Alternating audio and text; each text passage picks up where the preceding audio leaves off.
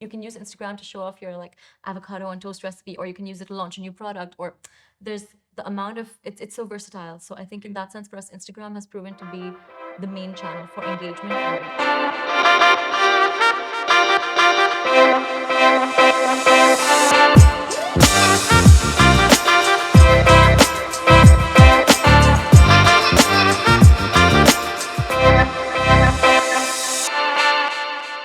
Hi, everyone. Welcome to another episode of Hash It Out. We have Mahek here with us.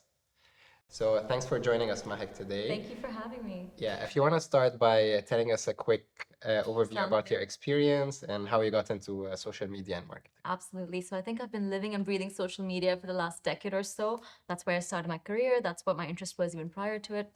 So for me, I've been at InstaShop for 4.5 years as a marketing director. So again, I manage everything from social to CRM to partnerships, content, branding, the works. I think that's how it is with startups. You get everything thrown at you, but it's the most amazing roller coaster ever.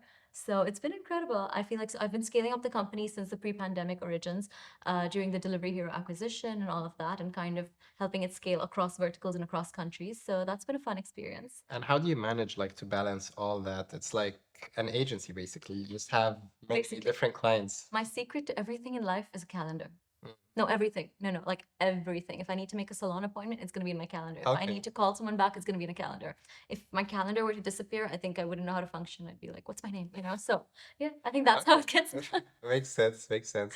Okay, speaking of like balancing things out, when you're working on a brand that has so many categories or so many verticals Right. or so many products, how do you include everything in your social strategy? You can only post like so many times. So That's a great question. Yeah, I feel like it's like juggling flaming swords, right? Because, okay, for InstaShop, we have groceries, which is, of course, the bread and butter. And then there's pharmacies, restaurants, cosmetics, electronics, perfumes, the works, right? And you can't post about everything all the time because you can confuse people. We did that at some point, and then we did a brand lift study, and people were confused. They didn't know what InstaShop was. So we did a whole rebranding in 2021. And I think with that, what we kind of came with is the main goal of everything should be a content calendar wherein, let's say we have a flower vertical, which is our most profitable. We can't promote that throughout the year. It's essentially saying, okay, Valentine's Day, Feb, this is when we talk about flowers. Or stationery, we talk about August, September, back to school, that kind of thing, and kind of segmenting it so that you don't push all your verticals at the same time, because you're going to confuse people, for sure. Of course, there are the generic verticals, which should be like groceries, pharmacies, restaurants. That is generally evergreen, which is throughout the year.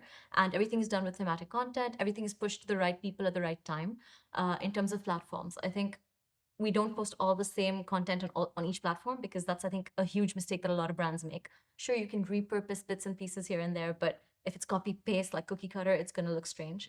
So I think it's about that. And generally for us, segmentation, because again, pushing beauty products, we would target women. Of course, pet products would be targeted to pet owners. That's the same, strategy with us choosing the influencers. So it's the right niche at the right time, pretty much. and how do you, I'm sure you have different product managers that want like their content out now. Like Yeah. we have this amazing offer, like we need to see it. How do you manage like with all? You mean in terms of managing people? Yeah.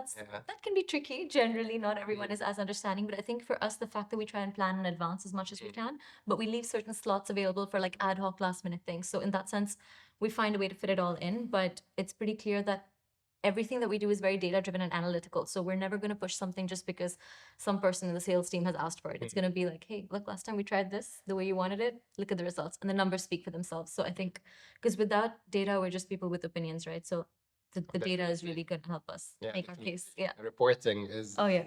it's the ultimate judge in the end. 100%. Yeah. And you mentioned you can't use the same content like across platforms. So which platform gets you like the highest value from experience? I would say Instagram for sure. It's just such a visual platform, and the amount of ad formats on it. You have story ads, reel ads, carousel ads, now collection ads. It's explore page ads. There's so much that you can do with it, and the direct shopping ads. So many ads. I keep adding on to my list. There's a lot you can do with it, and it's such a visual platform, right?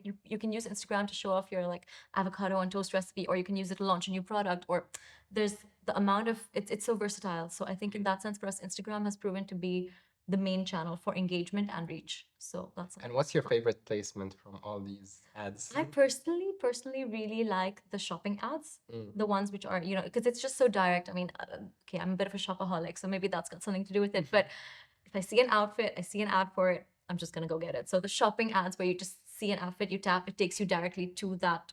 I think that for me is personally a user favorite, and then therefore also in terms of my work, something that I really like. It's that impulse, like the Yeah. things that are not in the calendar, Yeah, like without. exactly. Not in the calendar. That's an Okay. anomaly for me. And I've seen like recently you've done quite a few influencer collaborations as well.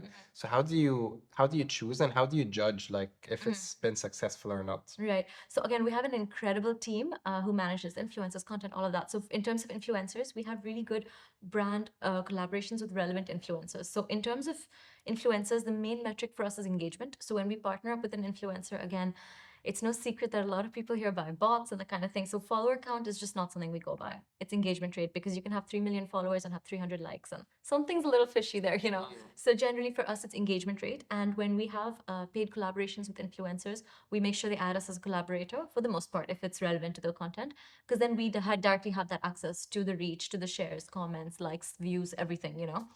If not, then it's part of the contract that we do get visibility on those numbers.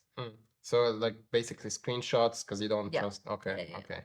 And as an app, usually things can go wrong, especially like when things peaked in COVID. So how important is community management when it comes to an app on Oh, social? I love that you linked it to COVID because it was a crazy time. Looking back was a great time because I mean for business. You learned. Because yeah, we learned so much, and it was so obviously during COVID, if like it takes me back to that time where everyone was at home and we're all struggling to buy groceries online, and there's a few other apps at that time which were, let's say, smaller, and not everyone kind of rode that wave like we did. But we obviously had users like any other aggregator at the time who was getting a bunch of requests, and the delivery slots were like for a week later or something because the demand was suddenly spiked, right? So of course we had angry customers, a lot of them, which is, you know, maybe less angry customers than some competitors, I'd like to think, but you know, it's the same sort of era. So we had a lot of people reaching out, and I think for us, how we dealt with those at that crucial time was so important in our journey now, because we made sure we had the brand identity intact, but at the same time being polite and respectful. Wherein, like, our tone of voice as InstaShop is not like dear customer, blah blah blah. It's like, hey there, you know, it's a bit casual. We have a meme here and there, we have a GIF, that sort of thing.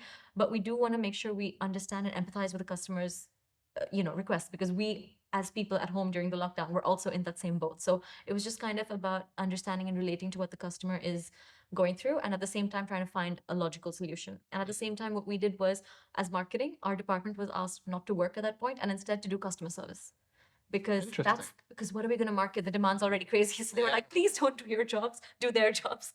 And then we hired more customer service. So that was a fun phase. Yeah. No, I remember COVID, we had a client like obviously when the orders went like 100 plus, they couldn't like deliver everything at the Yeah. right time. And there was like the top trending hashtag in Saudi was like Okay. about that client and it was negative. So Yeah. it was crazy at It that was time. crazy. I'm glad we're not in those.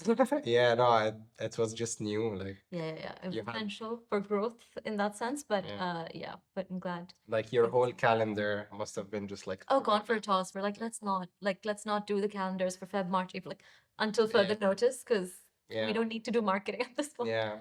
Yeah. And back to the ads, how do you decide how to allocate your budget? For boosting ads. Yeah. I think for us generally we're very I would not say frugal, but we're a bit frugal with it, where we have decent budgets, but we want to make sure we're getting the best bang for our buck in that sense. So it's a lot of A/B testing. We would test out. We've actually tested with AI as well. So AI generated captions versus human generated captions from our team, and kind of seeing what works better in what circumstances. Human did better actually. Yeah, I was That's just just gonna like ask. mystery. Yeah. So far, I think with the AI, it still looks a little. I think work in progress in that sense. We test out different color variations, different text, something where, okay, we use influencer content versus static like design, graphic design content, and we see what performs better. Influencer content. So, it's a lot of that A/B testing, and then we see what works better, and that's how we allocate it. Also, in terms of business objectives, if the goal is to promote, let's say, groceries, then that would get a big chunk of the budget. If something else is, let's say, more thematic, that might get a smaller. So it kind of depends, but we also often do the automatic placements. So whatever performs best, Meta automatically allocates more budget to that. So that's Okay, a okay. like more data-driven approach that we generally opt for. Okay, you don't, for example, see what's doing well organically and then try to push that, or Organically, I feel like, I mean, what is organic now? Also with Meta, right? Everything is even if you post something on Instagram, like you should ideally boost it, because otherwise you're working on that content and people aren't seeing it. So even if it's just a little bit, so I think even organic content is boosted content, and then there's ad content. So it's all paid in a sense. okay, okay, So makes sense. generally, yeah, we test with the best, whatever has the best results, we invest more in that. Okay. And I think this is the last question. What's one thing that people don't pay that much attention to in social media, or something that's underrated that really pays off? I would say social listening Mm. because I think it's like this little spy that goes and tells you what people are saying about you. It's very important, like the social listening tool, like the Meltwater, Hootsuite, whatever. Because sometimes we're so caught into, oh, we're doing this and our customers want this and blah blah blah. But it's like, who told you that? You know, like when you have the social listening, you know what, let's say a random user is tweeting about you or something, you just kind of get that PR thing. You know, if someone in the industry is saying something about InstaShop, you know what's kind of happening. And generally it kind of also pinpoints trends. Obviously, we don't need to take major action on one random tweet, but like if there's a certain trend and if you see there's something on where like people are talking about issues with the app or issues with vertical or suggestion in app, you know, the number of times you've actually implemented something based on social listening is insane. And I think that's why we have such a good retention rate. So that's one. And the other one, well, it's not really underrated. Well, it's underrated in some places, but I think let's say the knight in shining armor is the team. It's been such an like I think if you have the right team, you can do anything. And I think for us, luckily, we did. So that was very, very good, and that really helped us to scale to new heights. Definitely, Yeah. definitely. There is not, you can't do everything Yeah. alone. And listening, I believe it should be the start of every strategy. For Like, sure. before you do anything, you want to know where you are, Exactly. and not where you are in terms of like engagement and ranking. Like, how do people see you? Yeah.